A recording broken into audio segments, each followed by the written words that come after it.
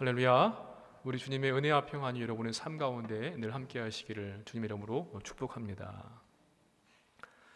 장례 예배를 참여할 때가 많이 있습니다. 그때마다 자주 생각하는 것이 있습니다. 만약에 내가 이 땅에서의 삶을 마치고 주님을 만나게 되었을 때 주님께서는 나를 어떻게 평가하실까 궁금하기도 하고요. 조금 두려움이 생기기도 하는 그런 생각들을 자주 하게 됩니다. 인생의 마지막 순간에 가장 허망한 사람은요, 내가 하나님의 뜻을 따라서 열심히 살았다라고 자부하며 살았는데 사실은 하나님의 뜻이 아니라 하나님의 뜻을 가장한 내 욕심과 욕망을 따라서 살았다는 것을 깨달았을 때 그때가 아닐까 싶습니다. 하나님의 뜻과 내 뜻을 어떻게 구별할 수 있을까요? 어떠한 글을 보니까 이렇게 간단하게 소개를 했더라고요. 어떠한 일이 절대로 포기가 안 된다. 죽어도 그 일만큼은 내려놓지 못하겠다. 그러면 그것은 100% 누구 뜻일까요? 내 뜻입니다. 반대로 아무리 나에게 중요한 일이라고 할지라도 한순간에 그 일을 포기할 수 있다면 그것은 하나님의 뜻이랍니다. 참 좀 씁쓸하죠? 반대가 되어야 될 것 같은데 저와 여러분은 하나님의 뜻을 따라 살고 있습니까? 아니면 하나님의 뜻인지를 알고 있는데 사실은 내 뜻과 내 욕망을 쫓아서 살고 있습니까? 요한복음 6장의 말씀을 보시면요, 6장의 말씀들은 예수님이 어떠한 분이신가 하는 것을 소개하는 알 수 있는 사건들을 기록해 놓고 있습니다. 그래서 앞부분을 보시면 오병이어의 기적이 나와 있고요, 그 이어서 예수님께서 바다 위를 걸어가신 사건, 그리고 내가 하늘로부터 내려온 생명의 빵이다 라는 이야기들을 기록해 놓고 있습니다.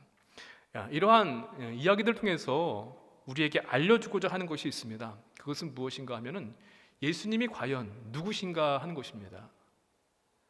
예수님은 하나님의 아들이시고 그분은 우리의 구세주가 되신다는 사실을 우리에게 강조하고 있는 것을 우리가 볼 수 있습니다.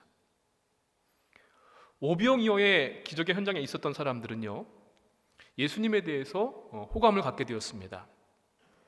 그런데 예수님을 정치적인 메시아로 오해를 했고요, 심지어 자신들의 왕으로 삼으려고 했습니다. 적어도 저런 분이 우리의 왕이 된다고 한다면 먹을 것은 걱정하지 않아도 되겠구나 라고 하는 생각들을 했기 때문이었죠. 그래서 갈릴리 바다 건너편 가버나움에 가 계시는 예수님을 거기까지 쫓아왔습니다. 이들이 이렇게까지 예수님을 따라오게 된 것은 기적을 베푸시는 예수님을 통하여서 자신들의 육신적인 또 이 세상의 모든 욕구 같은 것들을 충족받고 싶었기 때문에 그랬습니다. 이들에게 예수님은 하나님의 뜻이 무엇이고 이 일을 위해서 당신께서 이 땅에 오셨다고 하는 것을 말씀하시는데 그것은 전혀 중요하지 않았습니다. 하나님의 뜻은 그분의 아들 예수 그리스도를 믿는 자마다 영생을 얻고 구원을 얻는 것, 이 뜻을 위해서 주님은 이 땅에 오셨는데 그것을 알지 못했습니다. 오늘 말씀을 통해서 우리가 깨닫고자 하는 것은 하나님의 뜻이 무엇인가 하는 것입니다. 하나님의 뜻을 바로 알고 실천하고 열매 맺는 저와 여러분 되시기를 주님의 이름으로 축복합니다. 먼저 우리가 알아야 될 하나님의 뜻은요, 이러한 표적들을 통하여서 예수님을 바로 아는 것입니다. 우리 본문의 앞에 부분 말씀인데요, 36절의 말씀입니다. 우리 다 함께 36절의 말씀을 함께 읽어보도록 하겠습니다. 그러나 내가 너희에게 이르기를 너희는 나를 보고도 믿지 아니하는도다 하였느니라. 예수님의 표적과 이적을 목격한 갈릴리 사람들, 유대인들은요, 예수님을 제대로 알지 못했습니다. 예수님을 구세주로 하나님의 아들로 믿는 그러한 신앙 대신에 그저 모세와 같은 위대한 이 민족의 지도자, 또 백성을 이끌어가는 그러한 위대한 사람, 그 중에 한 사람쯤으로만 생각을 했습니다. 그래서 소위 메시아 열병 가운데 휩쓸려서 억지로 예수님을 쫓아와서 정치 권력의 왕으로 삼으려고 했습니다. 30절만 봐도 그러한 그들의 마음을 잘 알 수 있는데요, 이렇게 되어 있습니다.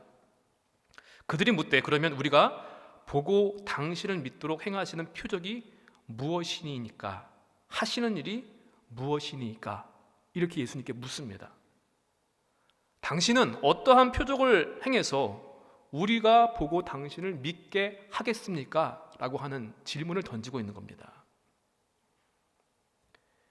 예수님께서 베푸신 오병이어의 기적을 체험한 사람들은요, 과거 그들이 익히 들어서 알고 있는 조상들이 광야 생활을 하면서 먹었던 만나, 그 사건들을 기억을 했습니다.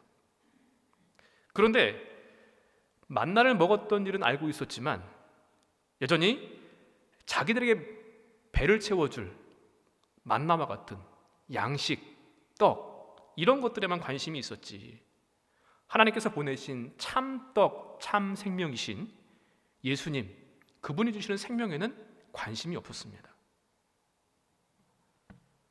그래서 예수님은 말씀하십니다. 32절 말씀인데요, 모세가 너에게 하늘로부터 떡을 준 것이 아니라 내 아버지께서 너에게 하늘로부터 참떡을 주시나니 하나님의 떡은 하늘에서 내려 세상에 생명을 주는 것이니라. 모세가 준 게 아니라 하나님께서 너희 조상한테 떡을 주신 것이다 라는 말씀으로 그들의 오해를 가르쳐주고 계십니다. 잘못된 것을. 그러면서 35절에 말씀하십니다. 예수께서 이르시되 나는 생명의 떡이니 내게 오는 자는 결코 줄이지 아니할 터요 나를 믿는 자는 영원히 목마르지 아니하리라. 아멘. 마태, 마가, 누가 공관복음에서 나오는 기적, 이적, 이러한 것들이요, 요한복음에서는 다른 단어로 표현되어 있습니다. 표적이라고 하는 말로, 헬라어로는 세메이온이라는 그런 말을 쓰고 있는데, 이 말은 무슨 말인가 하면은 무엇을 가리키는 표지판과 같은 것입니다. 사인입니다. 지금 어떠한 말을 하는 것, 또 어떠한 일을 행하는 것, 이것이 하나님께로부터 비롯된 것이다. 그러니까 그 말을 행하시는 분, 일을 행하시는 분은 곧 하나님이시다라는 것을 가르쳐주고 있는 것이 이 표적입니다. 여러분, 손으로 이렇게 손가락으로 하늘의 태양을 가리키면 무엇을 봐야만 합니까? 태양을 봐야 하는데 손가락을 보고 있습니다. 또 손가락에 그 사람을 보고 있는 이 모습이 바로 유대인들의 지금의 모습이었던 것입니다. 예수님께서 행하신 모든 기적, 이런 것은 표적으로 그렇게 표현되어 있고요, 그분의 인격과 그분의 능력, 그분이 어떠한 분이신가 하는 것을 우리에게 알려주고 있는 것들입니다. 우리가 이 사람들이 오병이어의 기적을 체험했다면, 떡을 받아 먹었다고 한다면 떡이 아니라 누구에게 더 관심을 가져야만 합니까? 그 떡을 주시는, 표적을 베푸시는 예수님을 바라봐야만 하는데, 그들은 예수님이 어떠한 분이신지는 알려고 하지 않았습니다. 그저 떡만 받아 먹고 싶은 그런 마음이 가득했습니다. 34절 말씀 보니까요, 그들이 이르되 주여 이 떡을 항상 우리에게 주옵소서. 떡 먹고 싶습니다. 먹는 걱정 안 하고 싶습니다. 그런 마음입니다. 그래서 예수님은 이렇게 오해하고 있는 그들을 피해서 산으로 가시는 모습도 복음서 말씀에는 기록이 되어 있습니다. 칼릴 지브란이라는 사람이 쓴 책 가운데요, 사람의 아들 예수라고 하는 그런 책을 보게 되면요, 그 당시에 사람들이 예수님을 보았던 그들의 시선과 그들의 표현으로 예수님에 대한 것들을 기록해 놓은 내용들이 있습니다. 그 내용 가운데 이러한 내용이 있습니다. 예수님께서 사셨던 나사렛에 아주 돈 많은 부자 레위라는 부자가 있었습니다. 이 사람은 어느 날 청년 예수를 자기 집으로 불러서 목수의 일을 부탁을 했습니다. 창문도 또 괴짝도 필요한 쟁기와 여러 가지 가구들을 만들어 달라고 부탁을 합니다. 예수님은 그의 부탁대로 뽕나무로 여러 가지 것들을 만들고 또 나사렛 회당에 설교대도 만드셨고요, 이러한 저런 것들을 만드셨습니다. 이 부자 레위는 나중에 훗날 예수님이 예언자이신 것을, 또 하나님의 아들이신 것을 알고 탄식을 합니다. 그때 내가 예수님이 하나님이신 걸, 그것을 알았다고 한다면 나는 그분에게 좀 더 돈을 많이 드렸을 텐데, 그리고 일보다는 좀 더 그분과 더 많은 대화를 나누면서 함께하는 시간들을 보내었을 텐데, 이렇게 예수님을 알아보지 못한 것에 대해서 후회하고 탄식을 합니다. 그런데 이거에 반해서 다메섹 도상에서 부활하신 예수님을 만났던 사울은요, 그의 인생이 완전히 달라지게 되었습니다. 복음을 핍박하던 사람이 복음을 전하는 사람이 되었습니다. 다른 사람들의 목숨을 빼앗던 사람이 자기 목숨을 희생하면서까지 목숨 걸고 두려워하지 않고 어디서든 누구를 만나든지 복음을 전합니다. 지금 그는 로마 감옥 안에 있습니다. 환경이나 또 외적으로 봤을 때 도저히 기뻐할 수 없는 상황입니다. 그럼에도 불구하고 그는 기뻐하라고 외칩니다. 왜 그랬을까요? 내 주 예수 그리스도를 아는 지식이 가장 고상하기 때문에 이 모든 것이 아무것도 아니라는 겁니다. 예수님을 아는 것이야말로 우리 삶의 어려운 수수께끼와 같은 문제들을 풀 수 있는 열쇠를 갖는 것입니다. 더 나아가서 삶과 죽음의 우리들의 모든 문제들을 해결할 수 있는 열쇠가 바로 예수님을 아는 것입니다. 어떻게 우리가 그분을 알 수 있습니까? 우리 육신의 지식, 세상의 지식과 학문을 통해서 물론 그런 것들도 필요하고 유익한 것들입니다만은 예수님을 아는 데에는 필요치 않습니다. 베드로 사도는요, 오직 우리 주 곧 구주 예수 그리스도의 은혜와 그를 아는 지식이까지 자라라고 말씀합니다.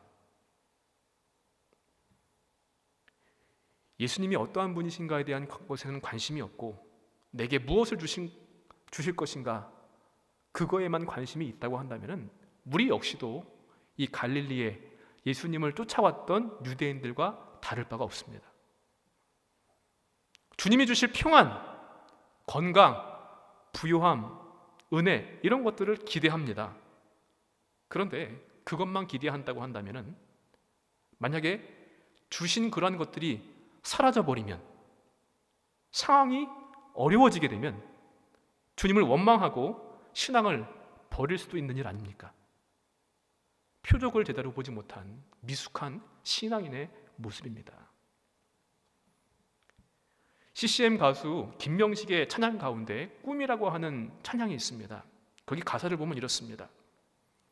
주를 보는 것, 주님을 아는 것, 주를 섬기는 것, 주를 사랑하는 것, 주를 보는 것, 주님을 아는 것, 주와 걷는 것, 주를 닮는 것, 이것이 내 생의 아름다운 기도, 이것이 내 생의 아름다운 꿈. 예수님께서 오늘 우리에게 베푸신 표적은 어떠한 것들이 있습니까? 내게 베푸신 일들이 있습니다. 내게 행하신 일들이 있습니다. 그것들을 통해서 예수님을 바로 알기를 원합니다. 표적이라고 하는 것은 표적의 내용이 아니라 표적의 내용을 일으키시는 주인공입니다. 하나님의 뜻이 우리의 꿈이 되기를 원합니다. 또한 모든 것을 통해서 주시는 그 주님을 알기를 힘쓰는 저와 여러분 되시기를 주의 이름으로 간절히 축원을 드립니다.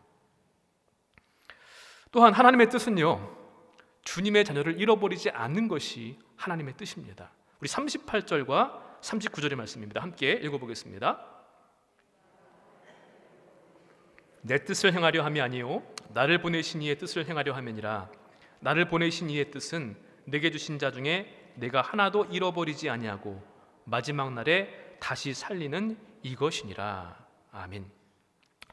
예수님께서 말씀하신 나를 보내시니 하나님의 뜻은 그것은요, 내게 예수님께 주신 자 중에 내가 하나도 잃어버리지 아니하고 마지막 날에 다시 살리는 것이라고 말씀하셨습니다.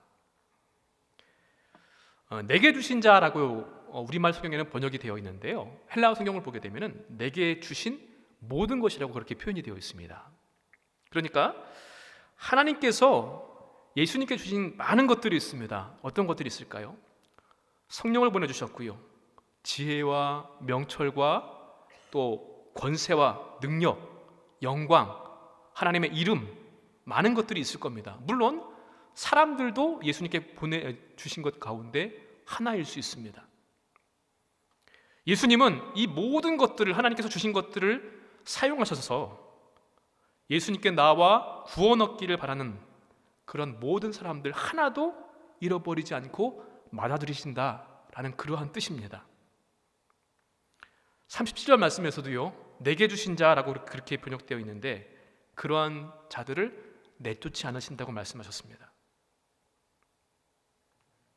예수님은 당신을 향하신 하나님의 아버지의 뜻을 따라서 예수님을 보고 믿는 자를 향한 그분의 하나님의 뜻을 성취하실 것입니다. 혹시 만에 하나라도 그럴 일이 있지는 않겠지만 하나님께서 예수님께 주신 것 가운데 하나라도 잃어버린 것이 있다고 한다면 마지막 날에 그것을 다시 일으켜 세우는 것, 그게 바로 하나님의 뜻이라는 겁니다. 여러분, 우리가 이 말을 어떻게 확신하고 믿을 수 있는가 하면요, 예수님은 하늘에서 내려오신 생명의 떡입니다. 생명의 양식이 되시는 분이십니다. 따라서 그분을 보고 믿는 사람들은 누구나 다 영생을 얻습니다.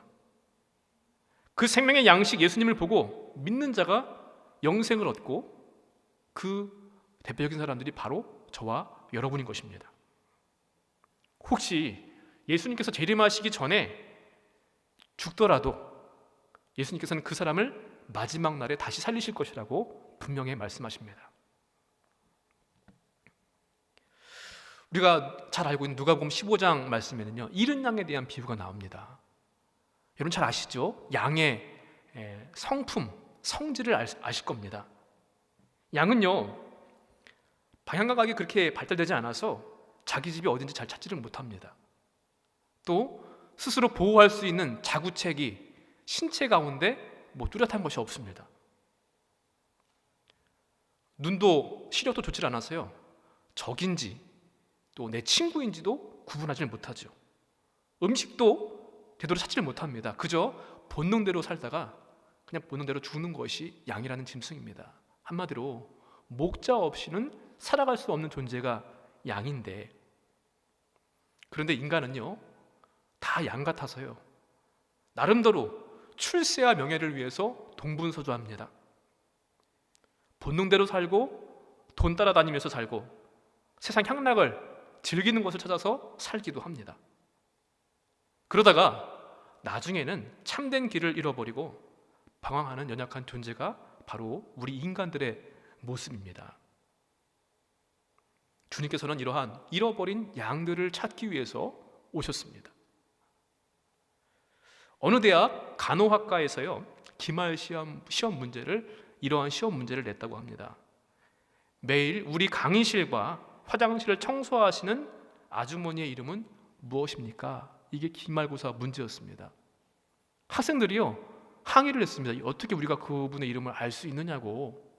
그랬더니 이 교수님께서 말씀하시기를요, 간호사의 기본은 사람을 향한 관심이기 때문에 이것은 아주 중요한 문제라는 것입니다. 간호사만이 아니죠. 사실 우리 모두에게 가장 기본은 주님께서 우리에게 베풀어 주신 사랑인 줄로 믿습니다. 관심인 줄로 믿습니다.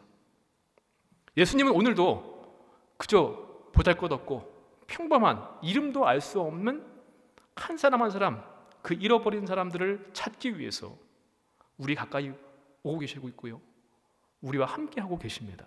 우리가 10월 한 달 동안도 잃은 양들을 찾기 원하는 것은 그 아버지 하나님의 뜻, 주님의 뜻을 따르기 위함인 줄로 믿습니다. 여러분, 하나님의 뜻은 이렇게 주님께 속한 이 땅의 모든 사람들은 교회 안의 사람이든지 교회 밖의 사람이든지 모두가 다 주님께 속한 사람들입니다. 그 사람들을 하나도 잃어버리지 않는 것이 하나님의 뜻인 것을 알고 우리 역시도 그 마음을 품기를 원합니다. 아버지 하나님의 뜻을 따라 순종하는 저와 여러분 되시기를 주님 이름으로 간절히 축원을 드립니다. 마지막으로 하나님의 뜻은요, 예수님을 믿고 모든 사람들이 영생을 얻는 것입니다. 구원을 얻는 것입니다. 우리 40절의 말씀을 함께 읽어보겠습니다. 내 아버지의 뜻은 아들을 보고 믿는 자마다 영생을 얻는 이것이니 마지막 날에 내가 이를 다시 살리리라 하시니라. 아멘. 영생을 얻을 수 있는 방법은 생명의 떡이신 양식이신 예수님을 믿는 것이고 그분 속에 계시는 하나님을 경험하는 것밖에 없습니다. 여러분, 그러기 위해서는 듣고 보고 배우는 것이 필요합니다. 그런데 우리가 이미 보고 듣고 알고 있고 믿고 있습니다만은 우리 교회 밖에 있는 사람들은 어떻게 보고 듣고 알 수 있겠습니까? 이미 알고 있고 보고 있고 듣고 있고 경험한 우리들이 가서 전하고 가르쳐야만이 그들이 보기도 하고 들을 수도 있고 알 수도 있는 것입니다. 우리는 그것을 가리켜서 뭐라고 합니까? 전도라고 이야기하고 선교라고 이야기를 합니다. 예수님께 나와 그분을 믿는 사람들은 약속된 하나님의 구원을 얻게 되고요, 영원히 줄이거나 목마르지 않는다고 우리 주님께서 말씀해 주셨습니다. 예수님은 이 일을 위해서 하나님 아버지의 뜻을 따라서 세상에 구원자로 오셨고 그분의 사역과 사명을 반드시 성취할 것임을 약속해 주셨습니다. 마지막 날에 내가 이를 다시 살리리라. 옛 아들을 보고 믿는 자마다 영생을 얻을 것이니라. 육상에서 가장 빠른 동물 가운데 하나가 치타입니다. 치타는 시속 110km까지 달릴 수 있다고 합니다. 어마어마한 속도죠. 자동차로 그 정도 가는 것도 쉽지 않은 그러한 일인데, 그런데 이렇게 빠른 속도로 달리면서도 치타는 먹잇감을 놓치는 일이 없습니다. 먹잇감을 찾는 능력이 매우 뛰어난데요, 그것은 특별한 비결이 있기 때문에 그렇습니다. 치타가 이렇게 달리는 것을 보게 되면요, 다른 모든 신체 부위는 어마어마한 운동량을 가지면서 움직입니다. 그런데 움직이지 않는 부분이 하나 있습니다. 그게 어딘가 하면요, 치타의 머리입니다. 머리가 아주 유연하기 때문에요, 많이 움직이고 어마어마한 속도를 달린다고 할지라도 조금도 흔들림이 없습니다. 그래서 그 머리에 있는 눈을 통하여서 먹잇감을 포착하고 먹잇감을 향해서 달려가고 사냥을 할 수 있는 것입니다. 하나님의 뜻은 우리 모든 사람들이 구원받고 영생을 얻는 것을 원하십니다. 디모데전서 2장 4절에 말씀합니다. 하나님은 모든 사람이 구원을 받으며 진리를 아는 데에 이르기를 원하시느니라. 아멘. 마치 그분의 모든 시선과 관심은 조금도 흔들림이 없이, 움직임이 없이 누구를 향해 있습니까? 아직도 예수님을 알지 못하는 사람들, 아직도 하나님을 알지 못하는 집 잃은 양들, 길 잃은 양들을 향해서 그 시선이 고정되어 있습니다. 다른 모든 것은 움직일지라도요, 다른 여러 가지 방법들을 통해서라도 우리를 구원하시기를 원하십니다. 하나밖에 없는 아들을 사람의 모습으로 이 땅에 내려보내시기까지, 십자가의 고난과 고초와 죽으심까지도 감내하시면서 우리를 향하신 시선을 놓지 않으셨습니다. 그리고 그 결과 저와 여러분이 구원받아 하나님의 자녀가 되었고요, 이곳에서 예배를 드리고 있고 우리가 잃은 양 찾기를 위해서 기도하며 힘쓰는 줄로 믿습니다. 때로는 이 일 때문에 또 하나님의 뜻을 따르기 위해서 힘쓸 때 어려움들이 있습니다. 아마 요한복음이 기록될 이 당시에는요, 상황이 녹록치 않았습니다. 그래서 세상에서 정죄를 받고 핍박을 받고 내쫓기고 굶주림을 당하기도 하고요, 가람도 있었습니다. 그러나 최종 심판자가 되시는 주님께서 마지막 날에 다시 일으켜 세우리라, 다시 살리리라 말씀해 주셨습니다. 교회도 그렇고요, 우리 성도들 한 사람 한 사람들도 그렇고 모두가 똑같이 하나님의 뜻처럼 영혼을 향한 우리의 시선을 놓치지 않기를 원합니다. 마음과 뜻과 정성이 고정되기를 원합니다. 마치 하나님께서 저와 여러분들을 향하신 그 시선과 모습처럼 말입니다. 우리 믿음 생활을 하면서 하나님의 뜻이 무엇일까 궁금할 때가 참 많습니다. 그런데 오늘 말씀 보니까요, 예수님께 있어서 하나님의 뜻은 너무나 분명했습니다. 예수님을 이 땅에 보내신 하나님 아버지의 뜻은요, 예수님이 누구신지를 바르게 아는 것이었습니다. 이미 예수님께 주신 모든 사람들을 하나도 잃어버리지 않는 것이 그분의 뜻이었고요, 예수님을 믿는 모든 사람들이 마지막 날에 구원을 받고 다시 살리심을 받는 것이 그분의 뜻이었습니다. 마태복음 7장 21절 말씀 보니까요, 나더러 주여 주여 하는 자마다 천국에 가는 것이 아니라 다만 하늘에 계신 내 아버지 뜻대로 행하는 자라야 들어간다고 말씀하셨습니다. 하나님 아버지의 뜻은 곧 예수님의 뜻이었고요, 그래서 십자가에서 죽으시고 부활하심으로 말미암아 구원의 길을 열어주셨고, 그분을 구세주로 믿는 모든 사람들이 구원받고 영생을 얻게 하셨습니다. 그런데 여러분, 하나님의 뜻을 행하기 위해서는요, 내가 하고 있는 어떠한 것들이 반드시 포기되어야만 하고 희생되어져야만 합니다. 우리 예수님께서도요, 하나님의 뜻을 행하시기 위해서 다 포기하셨고 다 희생하셨습니다. 고난과 십자가를 통해서 생명도 명예도 또 하늘 보좌 영광도 다 희생하시고 포기하셨습니다.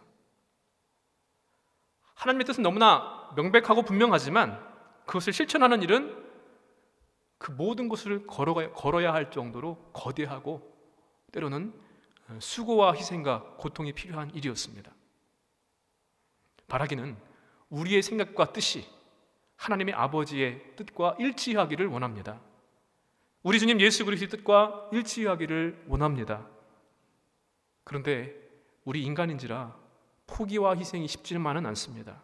그래서 성령님께서 하나님의 뜻을 이룰 수 있도록 우리를 도와주시기를 간절히 구하고 그렇게 소망해야 할 줄로 믿습니다.